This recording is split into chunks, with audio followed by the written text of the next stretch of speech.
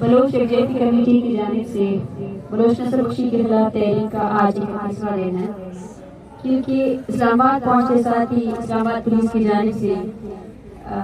یہاں میں اسلام آباد میں بلوچ اسٹوڈنٹس پر تشدد کیا گیا، عورتوں پر تشدد کیا، جس دوران 300 سے زائد اسٹوڈنٹس کو جو ہے نا گرفتار کیا گیا۔ اس کے لیے ہم نے اسلام آباد پولیس کو 3 دن کا الٹیمیٹم دیا تھا کہ وہ گرفتار ساتھیوں کو رہا کرے اور ساتھ میں جو FIR انہوں نے کیے ہیں پورے تحریک کے دوران ان سب کو ختم کرے۔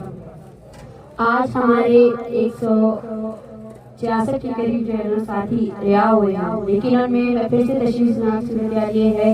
کہ ڈاکٹر ظہیر بلوچ جو کہ PhD کے اسکالر ہیں، ان کا ابھی تک کوئی ٹریس نہیں ہے کہ وہ کہاں ہیں۔ ہم سمجھتے ہیں کہ ڈاکٹر ظہیر بلوچ کو جبری طور پر گمشدہ کیا گیا ہے اور ان کی جان کو شدید خطرہ لاحق ہے۔ ڈاکٹر ظہیر بلوچ سمیت 100 سے زائد ایسے اسٹوڈنٹس ہیں جن کی ویئر اباؤٹس ہمیں نہیں پتہ ہے۔ ہم اسلام آباد پولیس سے یہ اپیل کرتے ہیں کہ وہ دروغ گوئی نہیں کرے، دروغ گوئی کی بنیاد پر وہ جو طلباء انہوں نے گرفتار کیے ہیں، جن کو جبری طور پر گمشدہ کیا ہے اور خدشہ یہ لائق ہے کہ انہیں غیر قانونی طور پر فزیکل ریمانڈ میں بھی رکھا گیا ہے، ان کو رہا کریں۔ اگر کل تک ان تمام طلباء کو رہا نہیں کیا گیا تو یہ تحریک اپنے پریس کانفرنس کے تھرو آگے کی طرف موو کرنے کا اعلان کرے، جس کی ذمہ داری اسلام آباد کی انتظامیہ نے کی ہوگی، اور اس کے ساتھ ساتھ جو FIR آگے کیے ہیں اس کے خلاف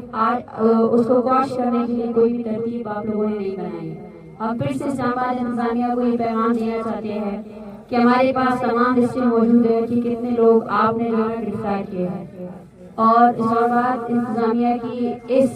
غیر قانونی اور غیر آئینی عمل کے خلاف انسانی حقوق کے اداروں سے یہ اپیل کرتے ہیں کہ وہ اسلام آباد انتظامیہ کو کمپیل کرے کہ ڈاکٹر ظہیر بلوچ جن کو انہوں نے فزیکل ریمانڈ میں رکھا ہوا ہے اسے رہا کرے، اور اس سمیت 100 سے دیگر۔ اور میں یہ بھی کہنا چاہوں گی کہ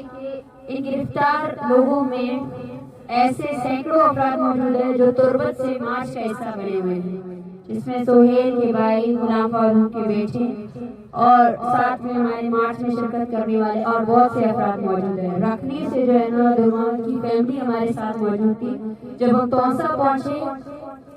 تو ان کے گھر میں فوتگی ہوئی تھی، لیکن انہوں نے اس فوتگی کا بھی خیال نہیں رکھا اور وہ مارچ کا حصہ بنے رہے۔ انہیں آج تیسرے دن گرفتار کر رکھا ہے اور نہ ہی ان کے خلاف کوئی کیس ہے نہ FIR ہے۔ تو یہ آپ کی اسلام آباد پولیس کی اصل شکل ہے، اور ہم انسانی حقوق کے اداروں اور تمام ذمہ دار جو سیاسی ورکران ہیں ان سب سے اپیل کرتے ہیں کہ وہ اسلام آباد پولیس پر زور دیں کہ وہ تمام لوگوں کو رہا کریں۔ Thank you.